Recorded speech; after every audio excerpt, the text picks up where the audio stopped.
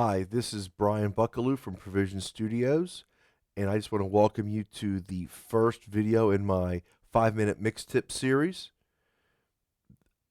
This is going to be a series of videos where I'm going to give you some quick mix tips that are going to be specialized in a certain topic, and this will be a benefit to where instead of you having to go watch maybe a 30-minute tutorial with 25 minutes of something you don't need, you'll get right to certain specific areas that you can focus, go back, watch again and again and again, and it doesn't take you all day to watch it. Okay. Before I get into it, I just want to say it would be a good idea for you to go watch my understanding EQ and my understanding compression videos prior to watching these 5-minute mix tips, because those two videos break down all of the facets of an EQ and a compressor, and really will help you understand these 5-minute mix tips videos a lot better.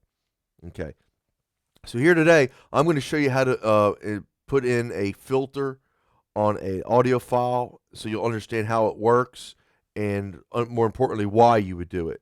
Okay, so let me just go in here and put in my Avid 7-band EQ. Okay, this is the same video we discussed in the Understanding EQ video. So right here you have an HPF and an LPF.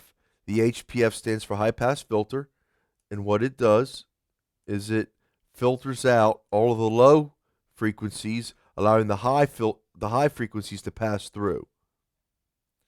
And then the LPF, the low pass filter, filters out all the high frequencies, allowing the low frequencies to filter through. So everything in gray is what is being removed. All right. So why would you need either one of those?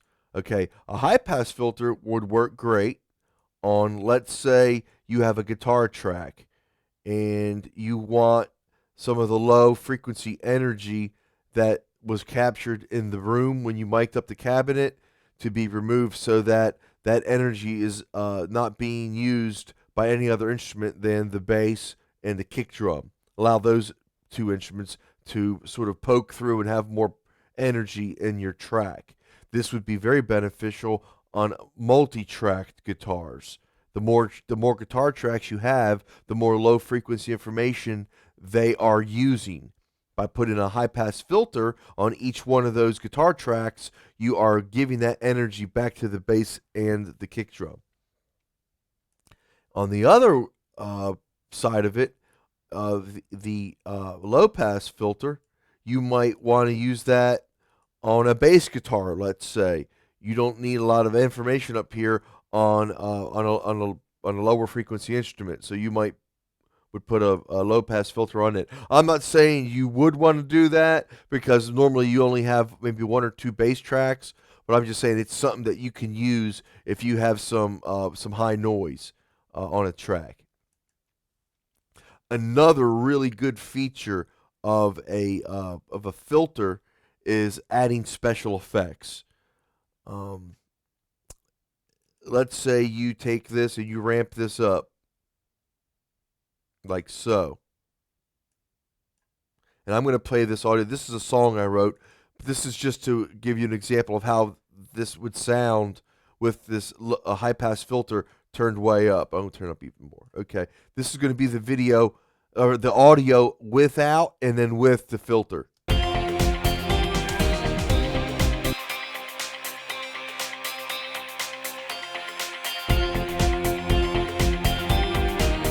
Without and with. All right. Okay. Why you would do that is in a certain context, you may want to have your audio sound like it is further back in the mix. Maybe it's you're doing a video game or something like that, and you need your video to sound like it's off in the distance or something like that. You would use filters. Something like this would take all the highs out of your audio. Yeah, there it is without and with. So that you could put that low pass filter on on a piece of audio. Maybe you might be want to have it sound like it's in the next room instead of right there in the room with you. I mean, so these filters can be used for I'm very careful how I say this in a non-musical sense or as a special effect. Another good one I like to use these for is when I want to have a vocal sound like it is a someone's talking on a telephone.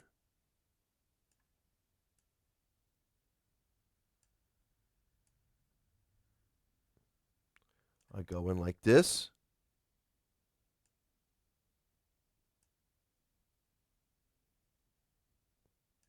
Now I can make this audio sound like someone's actually talking on a telephone. There again, there's without the filter. I apply that notch filter, and the audio is going to sound like someone is calling in on a telephone. Obviously, that would be a better application on a vocal. And I'll go into more stuff like that at a later date. Next, I'm going to show you guys in the next video, I'm going to have a multi-track session. I'm going to show you how we can remove energy, low frequency energy from multiple tracks, and basically using your EQ to highlight certain instruments. I'm going to do that on the next video when we have more time. Okay, thank you very much. I hope that this helps you understand EQ a little bit better and gets you being able to use something in your mixes right away. Thank you very much, and you have a blessed day.